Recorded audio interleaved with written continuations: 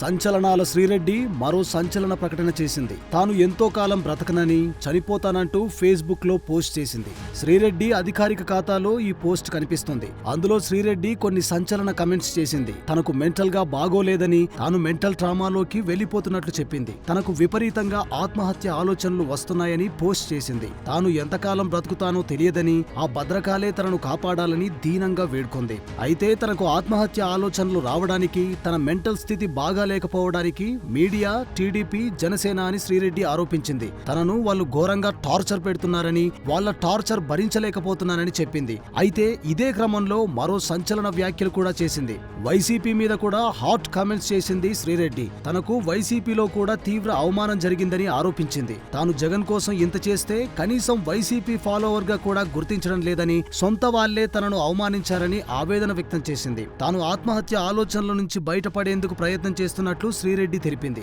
అయితే అది ఎప్పటికి అవుతుందో కూడా తెలియదని చెప్పింది. తాను చెబుతున్నదంతా జనాలకు కామెడీగా ఉండొచ్చని, అయితే ఇది నిజంగా నిజమని శ్రీరెడ్డి పోస్ట్లో పేర్కొంది.